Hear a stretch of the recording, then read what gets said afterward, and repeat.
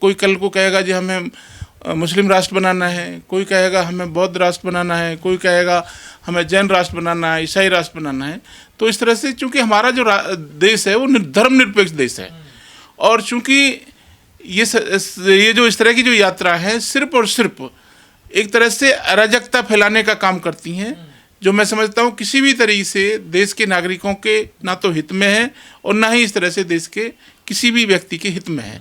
क्योंकि सरकारों को इस तरह से मतलब बजाय यात्राओं को मतलब सहयोग करने के या उस तरह से करने के, अगर समाज में प्रॉपर तरीके से संवैधानिक रूप से कार्य किया जाए, लोगों को रोजगार दिया जाए, लोगों के स्वास्थ्य की बातें की जाएं। सरकार एक तरफ कहती है कि भाई हम 80 करोड़ लोगों को जो राशन बांट रहे हैं, जबकि मेरा अपना मानना ये है कि उनको राशन बांटने की ज़रूरत नहीं होनी चाहिए। उन्हें 80 करोड़ को रोजगार किस तरह से प्राप्त हो, वो किस तरह से अपने पैरों पर खड़े हों, क्योंकि आप उनको रोजगार दे देंगे तो वो मतलब अपने आप ही जो सारी चीज़ें पैदा कर लेंगे। अगर आप उनको इस तरह से उलझा रखेंगे और इसमें आप खुश होंगे और फिर ये दावा करेंगे कि हम विश्व गुरु बन जाएंगे 80 करोड़ लोगों को रोजगार देने के बाद में, तो मैं समझता हूँ संभव नहीं है। तो भारत का संविधान इजाजत देता है कि भारत को हिंदू राष्ट्र बनने की कोई ऐसा प्रावधान है कहीं, कोई ऐसा? देखिए, भारतीय संविधान में हर आदमी को अपने धर्म का और अपने विचारधारा का फैलाने का अधिकार है, मगर कोई आदमी ये कहे कि एब्सोल्युटली वो इस तरह से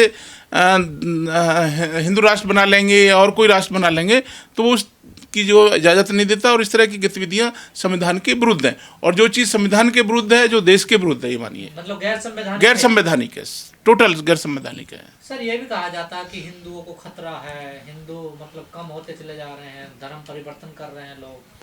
देखिए, ये ऐसी चीजों के तर्क दिए जाते हैं। ये तर्क वो सिर्फ और सिर्फ मैंने अभी बताया ना कि वो गुमराह करने के लिए, आम आदमी को गुमराह करने के लिए इस तरह के तर्क दिए जाते हैं। जिस देश में मैं समझता हूँ लगभग 80 से और 85% लोग हिंदू आबादी हो, मगर सबसे ज़्यादा कुरीतियाँ तो आपने अपने हिंदू समाज में ही कर रखी हैं।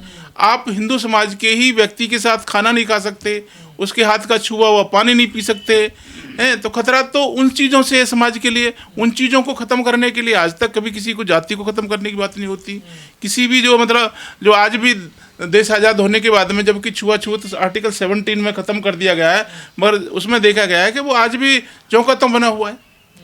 आप जो कहीं किसी को मूंछ रखने पर उसकी जो गर्दन काट दी जाती है, कहीं घोड़ी चढ़ने पर उसको मार दिया जाता है, कहीं मटके से पानी पीने पे मार दिया जाता है, तो वो चीज़ें आज भी मतलब दिखाई देती हैं। तो वो चीज़ें खत्म होनी चाहिए बजाय इस तरह की यात्रा और करने। लोग डिमांड कर रहे हैं, ये मांग कर रहे हैं, यात्रा निकाल रहे हैं, उनको मौजूदा व्यवस्था से क्या दिक्कत है सर, जो ना हिंदू राष्ट्र चाहिए? नहीं, वो एक्चुअली कुछ द्वारा वो नहीं चाहते कि देश में शांति व्यवस्था रहे, क्योंकि जो आज की टाइम में जो भी चीज़ें चल रही हैं वो सिर्फ क्षणिक लोगों को खुश करके और वो पूरा गुमराह करके, मैं ये कहूँगा कि गुमराह करके देश में शासन करना चाहते हैं, जबकि ऐसा संभव नहीं है। इस तरह से आप शासन नहीं कर सकते जब तक सभी की बात नहीं होगी। ये संविधान पे हमला है? निश्चित रूप से संविधान पे हमला है, और ये तो बाबा साहब डॉक्टर भीमराव अम्बेडकर ने ही कहा था जब संविधान सभा में पहली बार जब उन्होंने इंट्रोड्यूस किया था कि संविधान कितना भी बढ़िया हो, अगर उसको लागू करने वाले लोगों की नीयत सही नहीं होगी तो वो संविधान जो गलती साबित होगा, और अगर संविधान कितना भी गलत हो,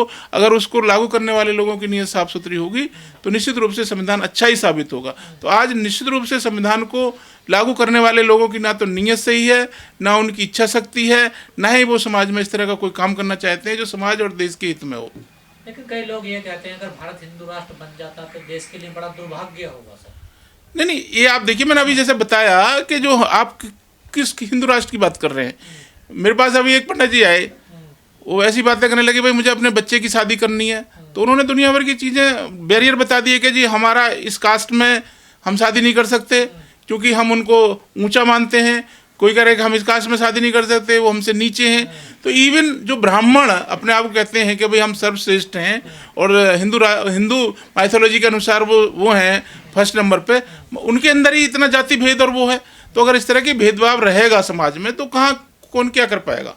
तो ये थोड़ी गलत है कि हिंदू राष्ट्र बने, और हिंदू राष्ट्र से किसी भी तरीके से देश का भला होने वाला है। लेकिन जो लोग इस यात्रा को निकाल रहे हैं उनका ये भी कहना कि जात पात की करो विदाई, हिंदू हिंदू सब भाई भाई। नहीं, कहाँ होती है भाई। आप देखिए, आप तो पत्रकार हैं, आप जनरली जो उसमें कहाँ जो खत्म कर रहे हैं, कौन मुद्दा उठाता है?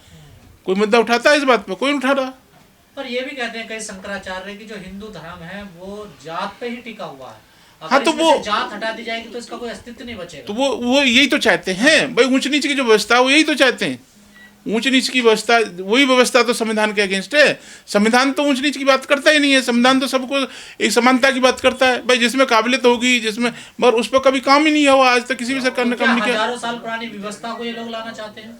उनका फायदा है ना, उनका फायदा है, उनका फायदा है उस व्यवस्था में, जो हजारों साल पुरानी व्यवस्था उसको लाना चाहते हैं। हाँ, उसमें उनका फायदा है।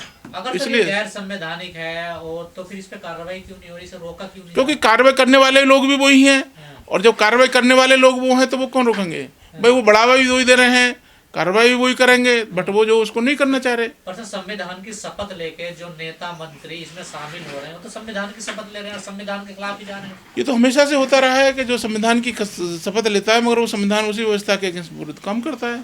तो अब क्या कर सकते हैं सर इसमें, जो SC ST OBC के लोग, जो अम्बेडकरवादी हैं, खासकर जो संविधान को मानने वाले लोग हैं, देखिए क्या करना चाहिए? मेरा तो ये मानना है, इस देश के अंदर जो 99% को मैं कहूँगा, जो 99% लोग हैं इस देश में, उनकी सबकी जिम्मेदारी है कि वो संविधान, जैसे मैंने अभी कहा कि संविधान वो हमारा मतलब दस्तावेज है। संविधान वो व्यवस्था है कि एक झोंपड़ी में रहने वाला व्यक्ति का बच्चा भी पैदा होने के बाद में वो संविधान के माध्यम से देश का राष्ट्रपति बन सकता है, देश में IAS बन सकता है, डॉक्टर बन सकता है, इंजीनियर बन सकता है, सरकारी नौकरियों में जा सकता है, अपना व्यापार कर सकता है, क्योंकि उस पर उस संविधान व्यवस्था के साथ कोई रोक टोक नहीं है।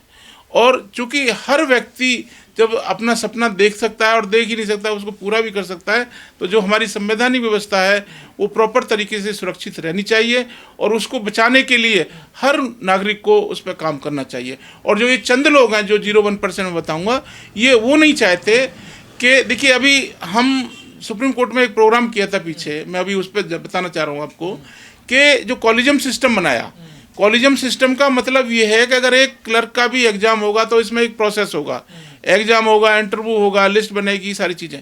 मगर जो ऊपर जो जजेज बैठे हुए हैं, हम लोग कई बार लिखते भी रहते हैं, हम देखते हैं कि जो हाई कोर्ट सुप्रीम कोर्ट में जजेज बनते हैं वो कॉलेजियम के माध्यम से बनते हैं, जो इन्होंने व्यवस्था बना रखी है। और उसमें जो स्टडी ये कहती है कि 300-350 परिवारों के लोग जो इस फिर के वहाँ से जज बनते हैं। तो हमारा तो मेन बात यह है कि आज भी संविधान होने के बावजूद भी लोग जो संवैधानिक तरीके से काम नहीं करते, संविधान की शपथ जरूर ली जाती है मगर संविधान को तोड़ा जाता है। तो कई लोगों का ये मानना है, आप जैसे लोगों का, कि ये तो सब बहाना है, इनका असली निशाना जो है वो आरक्षण है, ये आरक्षण को खत्म करना चाहिए। देखिए निश्चित रूप से भाई आरक्षण तो आप देखें कि आज तक कभी भी किसी कैटेगरी में पूरा ही नहीं किया इन्होंने। जब इन्होंने किसी भी कैटेगरी में पूरा ही नहीं किया तो खत्म करने की बात अलग हो गई। तो निश्चित रूप से कहीं ना कहीं इनको ये रहता है भाई, आप आरक्षण की बात करते हैं खत्म करने की, पहले इसको पूरा कर दीजिए ईमानदारी से। और जो कॉम्पिटेंसी और उसकी बात करते हैं, हमने तो वहाँ कॉलेजियम सिस्टम को भी कहा कि भाई आप UPSC की तरह जजेज का एग्जाम दीजिए। अभी पीछे इन्होंने लेटरल एंट्री से 350 के करीब जो IAS बनाए हैं, आप देखिए जो बच्चे IAS की तैयारी कर रहे हैं, दिन रात मेहनत करते हैं, और वो उनका तो आपने भविष्य चौपट कर दिया। वो 350 बच्चे समाज के जो इंटेलिजेंट होते हैं, जो दिन रात मेहनत करके वो पहुंचते हैं, उनका खत्म कर दिया। तो हमारे आम नागरिक को, आम जनता को उस बात पे आवाज़ उठानी चाहिए और उस पर कार्य करना चाहिए। एक जगत गुरु हैं रामभद्राचार्य, उन्होंने कहा अगर देश से जल्दी आरक्षण खत्म होना चाहिए, नहीं तो देश में गृह युद्ध होगा। भाई उनकी माइथोलॉजी है वो, अगर मैं तो ये कहूँगा उनकी सरकारें हैं, उनके माध्यम से सरकारें चलने वाली हैं, अगर उनमें दम है तो अपनी सरकारों से खत्म करा दें।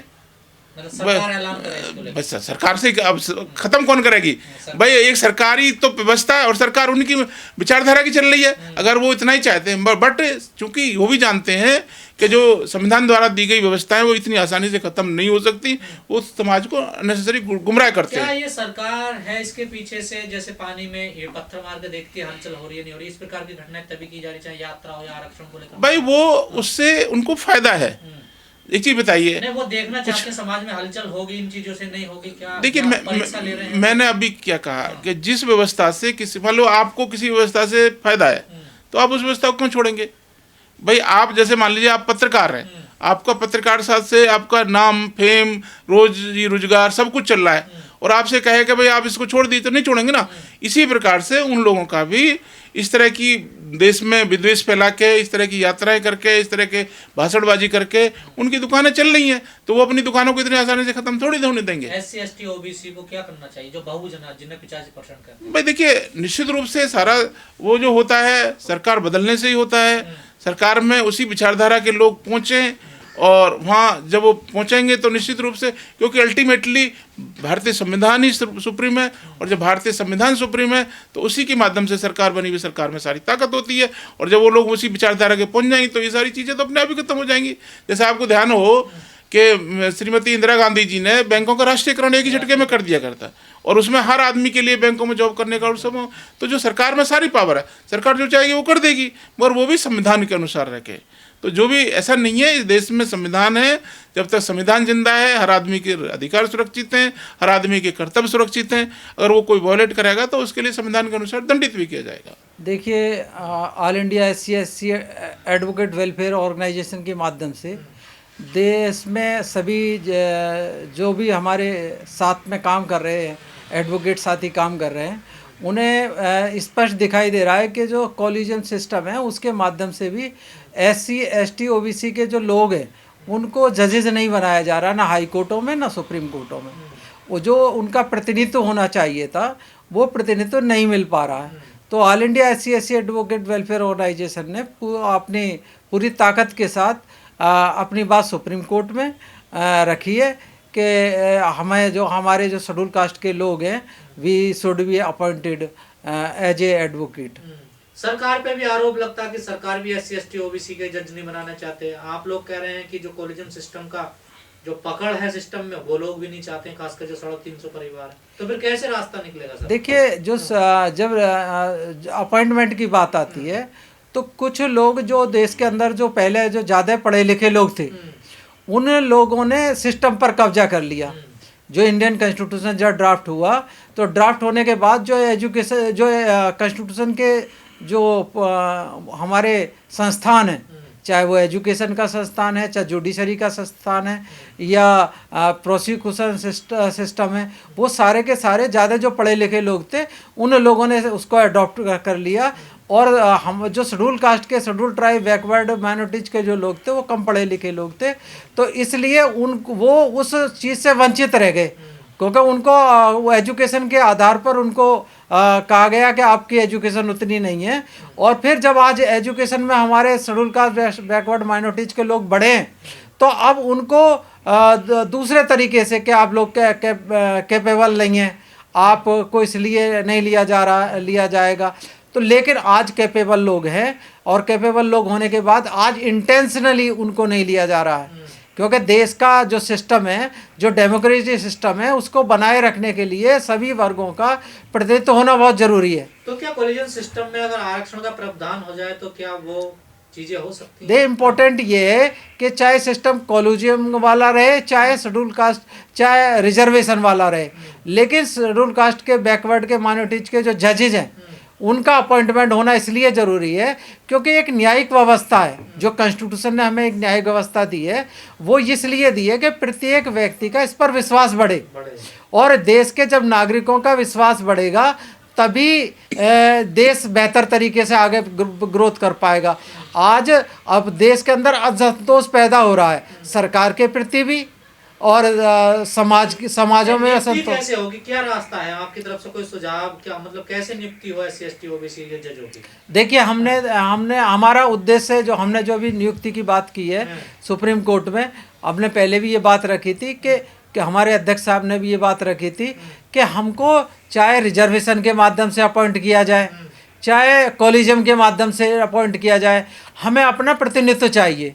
और प्रतिनिधित्व तभी मिल सकता है जब हम लोग लगातार प्रयास करें। और आज एडवोकेट समाज जो पूरे देश में तैयार है और अपनी बात रख रहा है कि हमें जो कॉलेजियम। पिछले दिनों सुप्रीम कोर्ट से एक फैसला आया कि जितने भी नॉन जुडिशियल पोस्ट होंगी सुप्रीम कोर्ट में, उसमें रिजर्वेशन लागू कर दिया गया है।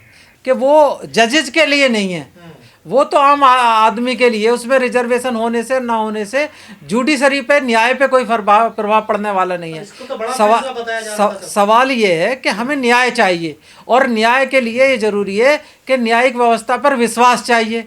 अब एक बहुत बड़े वर्ग के जब प्रतिनिधि वहाँ पर नहीं होंगे तो उस पूरे वर्ग का विश्वास जुडिशरी पर किस तरह स्थापित हो। एक लंबे समय से देखना गया है कि जुडिशरी भी पारदर्शी नहीं रही है, और वो न्याय देने में भी वो उसके जो मानसिकता है वो क्लियर नहीं होती है। तो मानसिकता तभी क्लियर हो सकती है जब सभी का प्रतिनिधित्व हो। तो ये नहीं है कि हाँ कुछ लोगों को अपॉइंट कर दिया और बाकी लोगों को नहीं अपॉइंट किया और बाकी वर्ग वंचित रह जाता है। तो आज ज़रूरत है देश को सही विकास देने के लिए, हर क्षेत्र में विकास देने के लिए, चाहे वो सामाजिक हो, राजनीतिक हो, न्यायिक हो, तो उसमें एक प्रतिनिधित्व आना ज़्यादा ज़रूरी है। कि हमारा जो देश है वो लोकतांत्रिक देश है। हमारे देश में जो शासन होता है जनता द्वारा चुने गए प्रतिनिधि द्वारा, और जनता पे ही शासन करते हैं वो लोग। जो संवैधानिक रूप से सब भारतीय संविधान के अनुसार जो चुनी जाती हैं सरकारें, उनके माध्यम से शासन होता है। और जितना मैं समझता हूँ आज तक, जिस दिन से देश आज़ाद हुआ है उस दिन से लेके आज तक, देखिए एक आम आदमी संविधान के माध्यम से अपना सपना देख सकता है, और देख ही नहीं सकता वो अपना पूरा कर सकता है, क्योंकि हमारे यहाँ जो संवैधानिक अधिकार हर व्यक्ति के लिए मिले हुए हैं, और अपने अधिकारों को प्रयोग करते हुए हर आदमी देख सकता है। और ये जो जिम्मेदारी हैं सरकारों की हैं, जो जनता द्वारा चुनी गई सरकारें हैं। मगर देखने में ये आता है सरकारों को बात करनी चाहिए रोजगार की, सरकारों को बात करनी चाहिए आम जनता के स्वास्थ्य की, आम जनता की सुरक्षा की, आम जनता की एजुकेशन की। और इस तरह से समाज में अगर सभी लोग सुरक्षित रहेंगे, मगर सरकारें सस्ती लोकप्रियता के चक्कर में उन मुद्दों को, जो बेसिक मुद्दे हैं, जो बेसिक नागरिकों के मुद्दे हैं, उनको हटाकर, उनसे भटका कर लोगों को भटकाने का काम करती हैं।